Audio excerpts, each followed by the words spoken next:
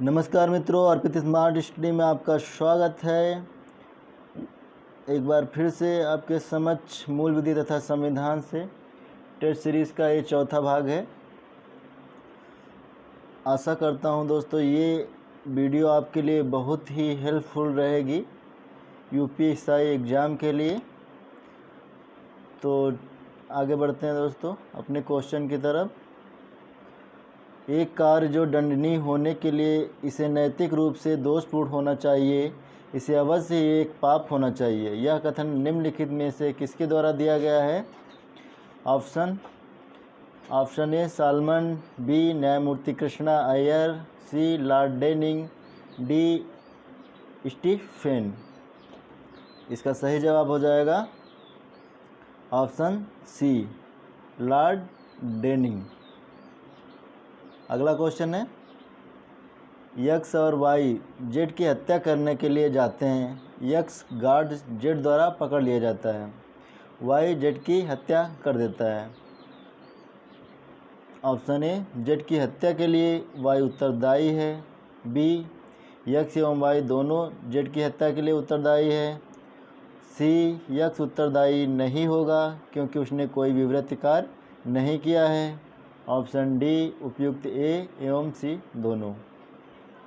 तो देखिए मित्रों, यहाँ पे यक्स तथा वाई दो लोग हैं जो जेड की हत्या करने का प्लान बनाते तथा जेड की हत्या करने के लिए जाते हैं और जाते ही गेट पे गार्ड द्वारा यक्स को पकड़ लिया जाता है तथा वाई पहुंच जाता है जेड की हत्या करने के लिए, जेड की हत्या कर देता है। तो ऐसी कंडीशन में अपराध दिया गया है कि कौन किसका अपराधी होगा। तो जेड की हत्या के लिए वाई उत्तरदायी है, बिल्कुल सही। वाई ने हत्या की है जेड की। ऑप्शन बी यक्स एवं वाई दोनों जेड की हत्या के लिए उत्तरदायी हैं, यह ऑप्शन गलत है। सी यक्स उत्तरदायी नहीं होगा क्योंकि उसने कोई विवृत कार्य नहीं किया। तो यक्स को पहले ही पकड़ लिया जाता है इसलिए वह कोई कार्य नहीं कर पाता, इसलिए जेड की हत्या के लिए भी उत्तरदायी नहीं होगा, बल्कि उसमें अपराध से संबंधित होगा थोड़ा बहुत, तो उसके लिए उसको सज़ा मिलेगी। इसलिए इसका सही जवाब हो जाएगा ऑप्शन डी उपयुक्त ए एवं सी दोनों। अगला क्वेश्चन है, दंड प्रक्रिया संहिता की धारा 2H 2 निम्नलिखित में से क्या परिभाषित किया जा गया है? तो ऑप्शन देख लीजिए। ऑप्शन ए अन्वेषण, बी दोष, सी जांच, डी इनमें से कोई नहीं। तो इसका सही जवाब हो जाएगा ऑप्शन ए अन्वेषण। अन्वेषण का तात्पर्य क्या होता है दोस्तों? दंड प्रक्रिया संहिता 1973 में 2H में अन्वेषण दिया गया है। अन्वेषण का तात्पर्य यह होता है कि सबूत इकट्ठा करना, साक्ष्य इकट्ठा करना, यही अन्वेषण को परिभाषित करता है। जांच किससे संबंधित है? जांच दंड प्रक्रिया संहिता CRPC की धारा 2(6) में जांच दी गई है। इसका सही जवाब हो जाएगा ऑप्शन ए। अगला क्वेश्चन है, कंप्यूटर अपराध किस रूप में आधुनिक है? ऑप्शन ए सापेक्ष, बी निरपेक्ष, सी आपेक्ष, डी निष्पक्ष। इसका सही जवाब हो जाएगा ऑप्शन ए सापेक्ष। अगला क्वेश्चन है, किसी अभियुक्त के पास यथेष्ट साधन नहीं है कि वह अपने बचाव के लिए प्लीडर रख सके, तब सत्र न्यायालय उसकी प्रतिरक्षा के लिए राज्य के व्यय पर उसे प्लीडर उपलब्ध कराएगा। यह प्रावधान दंड प्रक्रिया संहिता की किस धारा के अंतर्गत है? तो क्वेश्चन कह रहा है कि कोई अभियुक्त है, कोई व्यक्ति है जिसके पास साधन नहीं उपलब्ध है कि वह अपना वकील रख सके या अपना पक्ष न्यायालय में रखने के लिए उसे वकील चाहिए। तो ऐसी स्थिति में सत्र न्यायालय उसकी प्रतिरक्षा के लिए राज्य के खर्चे पर वकील नियुक्त करेगा। यह प्रावधान दंड प्रक्रिया की संहिता किस धारा में दिया गया है? ऑप्शन ए धारा 301, बी 304, सी धारा 306, डी धारा 305। इसका सही जवाब हो जाएगा ऑप्शन बी धारा 304।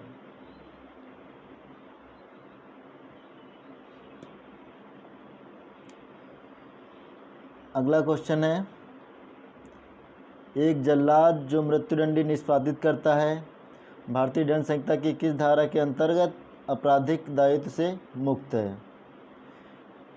ऑप्शन ए धारा 97, ऑप्शन बी धारा 78, सी धारा 79, डी धारा 80। इसका सही जवाब हो जाएगा ऑप्शन बी धारा 78। तो धारा 80 से संबंधित आईपीसी की धारा 80 में क्या है, इसका जवाब कमेंट बॉक्स में लिखें।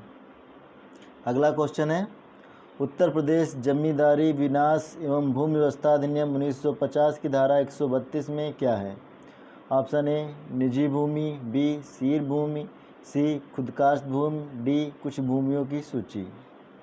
इसका सही जवाब हो जाएगा ऑप्शन डी। उत्तर प्रदेश जमींदार विनाश एवं भूमि व्यवस्था अधिनियम 1950 की धारा 132 में क्या है?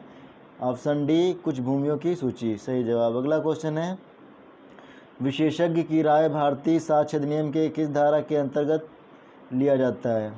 ऑप्शन ए धारा 40, बी धारा 45, सी धारा 50, डी धारा 55। इसका सही जवाब बताएं। इसका सही जवाब है ऑप्शन बी धारा 45 के अंतर्गत।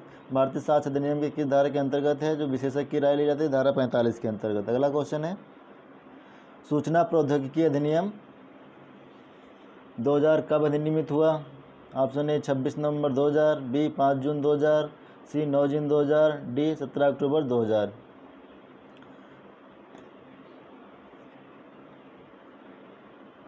सही जवाब दें। सूचना प्रौद्योगिकी अधिनियम 2000 कब अधिनियमित हुआ? आईटी एक्ट 2000 कब से लागू हुआ? इसका सही जवाब है ऑप्शन सी 9 जून 2000। अगला क्वेश्चन है,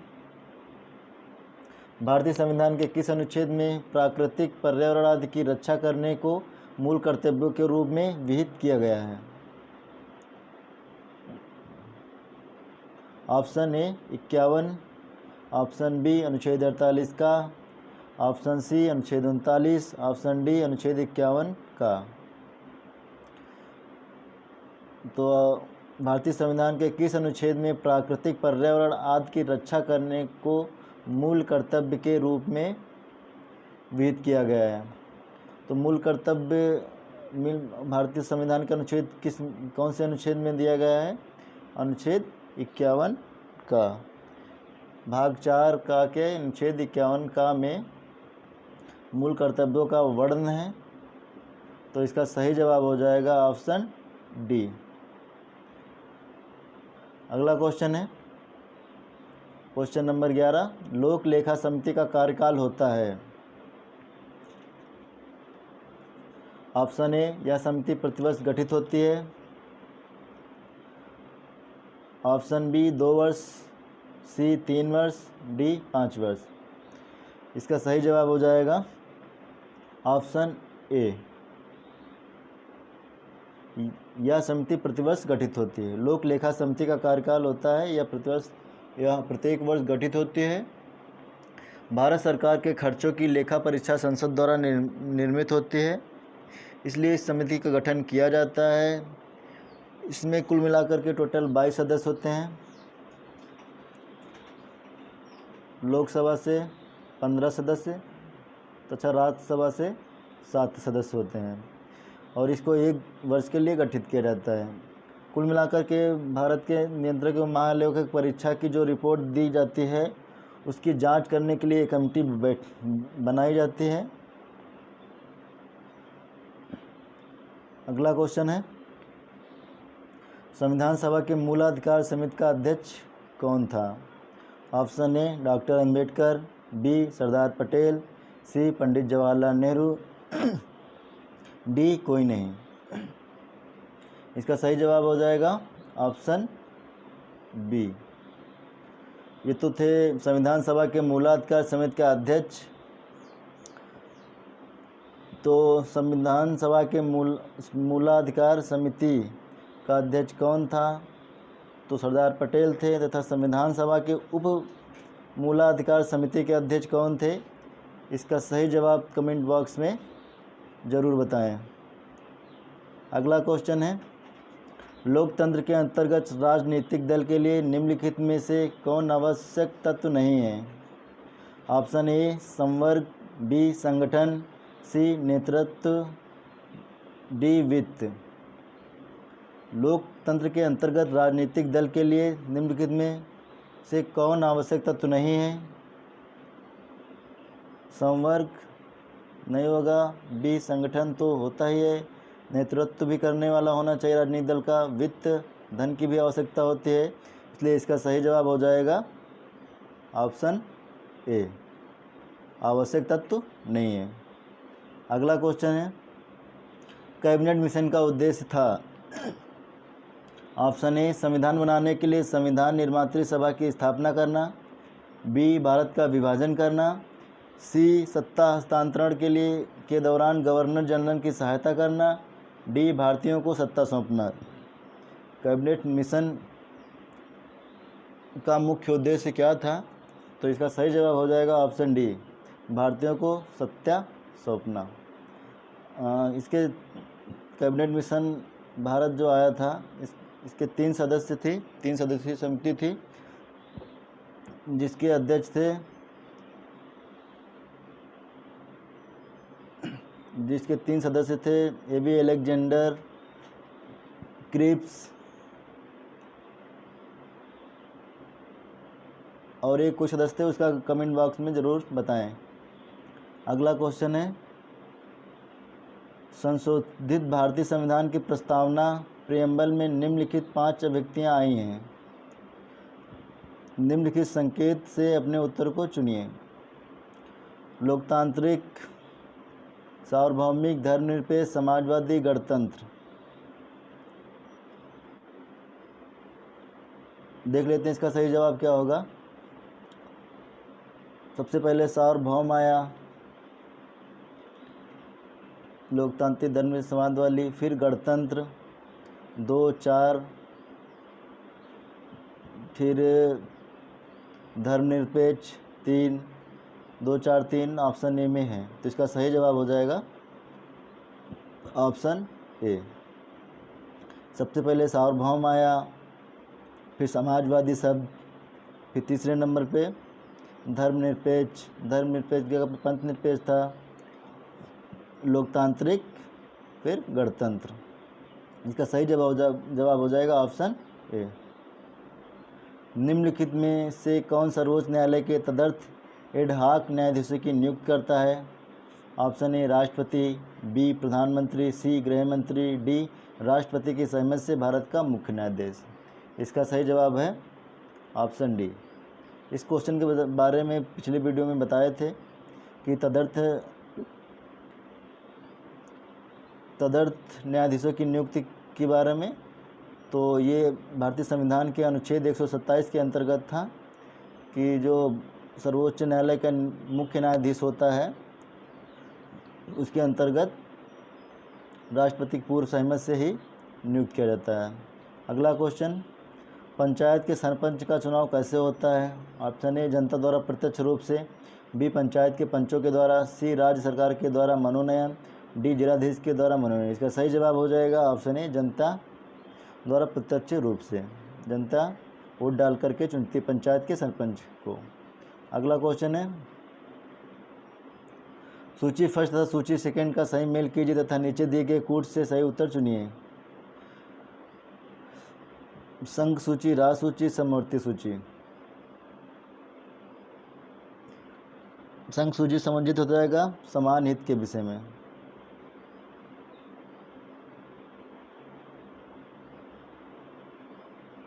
पहले का 3।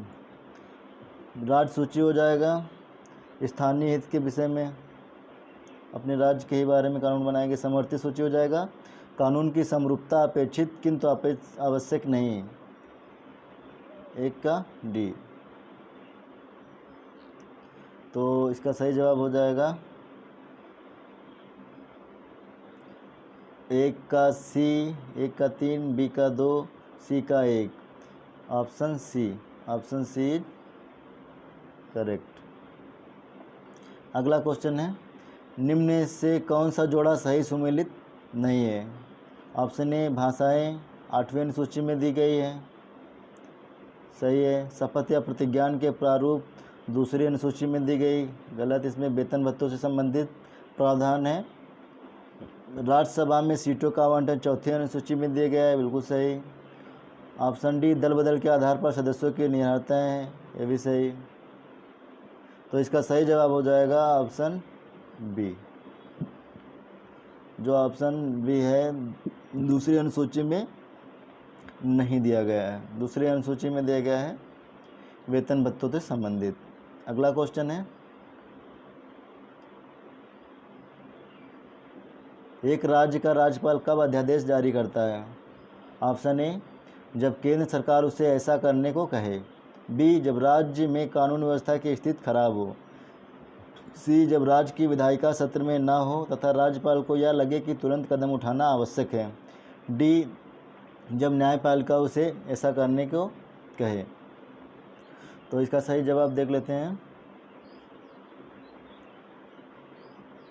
ऑप्शन सी जब राज्य की विधायिका सत्र में ना हो तथा राज्यपाल को यह लगे कि तुरंत कदम उठाना आवश्यक है, तो एक राज्य का राज्यपाल कब अध्यादेश जारी करता है। इसका सही ऑप्शन हो जाएगा, सही जवाब हो जाएगा ऑप्शन सी। अगला क्वेश्चन है क्वेश्चन नंबर 21, दंड प्रक्रिया संहिता 1973 किस दिनांक से प्रवर्तित हुई?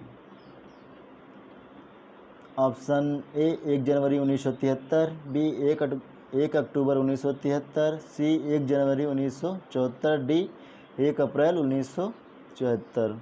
इसका सही जवाब हो जाएगा ऑप्शन डी 1 अप्रैल 1974। इसको राष्ट्रपति की अनुमति 25 जनवरी 1974 को प्रदान हुई तथा यह पूर्णतया 1 अप्रैल 1974 से लागू हो गया, CRPC 1973। अगला क्वेश्चन है, निम्नलिखित में से कौन से संयोजन सुमेलित हैं? 1 नंबर मजिस्ट्रेट या न्यायालय कर्ता अन्वेषण, गलत है। इसका उद्देश्य साक्ष्य एकत्र करना है, जांच, ये भी गलत है, क्योंकि जांच साक्ष्य एकत्र करना होता है अन्वेषण में। यह सदर्थया आपराधिक मामले का दूसरा चरण है, जांच, ये बिल्कुल सही है, दूसरा चरण होता है आपराधिक मामले का। यह न्यायिक कार्रवाई नहीं है, अन्वेषण है, ये भी सही है।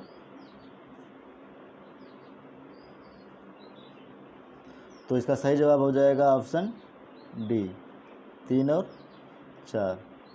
अगला क्वेश्चन है, अन्वेषण का उद्देश्य है अभियुक्त को गिरफ्तार करना, ऑप्शन बी अभियुक्त को दंड देना, सी अभियुक्त के विरुद्ध साक्ष्य एकत्र करना, ऑप्शन डी उपरोक्त में से कोई नहीं। इसका सही जवाब हो जाएगा ऑप्शन सी अभियुक्त के विरुद्ध साक्ष्य एकत्र करना अन्वेषण का सही उद्देश्य है। अगला क्वेश्चन है,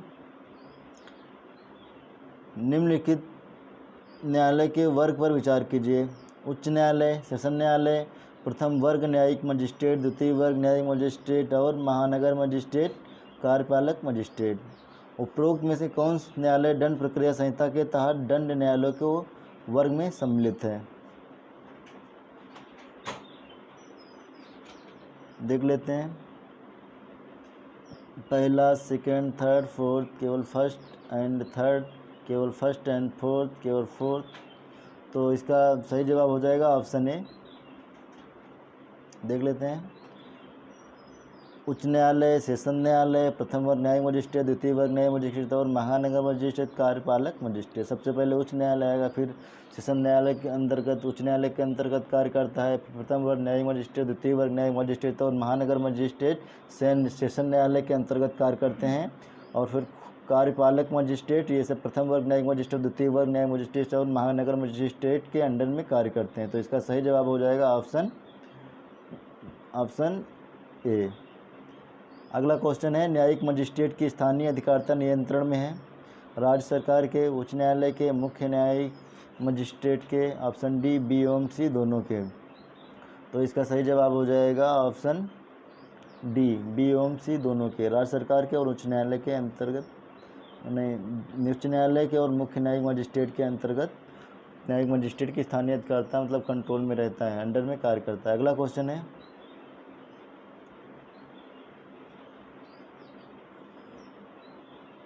उसका सही जवाब हो जाएगा ऑप्शन डी। अगला क्वेश्चन है, भारत के संविधान के उद्देशिका के पाठ का उद्देश्य है? ऑप्शन ए सभी व्यक्तियों को मूल अधिकार प्राप्त कराना, भारत के नागरिकों को मूल कर्तव्य प्राप्त कराना, व्यक्ति की गरिमा तथा राष्ट्र के एकता और अखंडता सुनिश्चित कराना है, डी सरकारी सेवकों को सेवा की सुरक्षा की प्रतिभूति प्रदान करना है। इसका सही जवाब हो जाएगा ऑप्शन सी व्यक्ति की गरिमा तथा राष्ट्र की एकता और अखंडता सुनिश्चित कराना है। अगला क्वेश्चन, सर्वोत्तम उत्तर दीजिए। समानता के अधिकार की गारंटी दी गई है। समानता के अधिकार की गारंटी दी गई है ऑप्शन ए अनुच्छेद 14 से 18 के द्वारा, ऑप्शन बी अनुच्छेद 14 के द्वारा, सी अनुच्छेद 14 और 15 के द्वारा, ऑप्शन डी 14, 15 और 16 के द्वारा। तो इसका सर्वोत्तम उत्तर हो जाएगा ऑप्शन ए 14 से 18 तक समानता का अधिकार दिए गए हैं। 14 में वित्त की समाज समता, वित्त के समान संरक्षण, 15 में शैक्षणिक संस्थानों में शैक्षणिक रूप से पिछड़े हुए वर्गों के लिए रिजर्वेशन किया है, 16 में लोक अभियोजनों और सरकारी नौकरी संबंधित आरक्षण का प्रावधान है, 17 में अस्पृश्यता का अंत किया गया तथा 18 में उपाधियों का अंत कर दिया गया। इसका सही जवाब है ऑप्शन ए समानता का जो अधिकार है 14 से 18 के अंतर्गत वर्णित है। अगला क्वेश्चन है, स्वतंत्रता के अधिकार में निम्नलिखित शामिल नहीं है? ऑप्शन ए संघ बनाने की स्वतंत्रता, बी वाक स्वतंत्रता, सी मजदूर की समानता का अधिकार, डी उपयुक्त में से सभी। इसका सही जवाब हो जाएगा ऑप्शन सी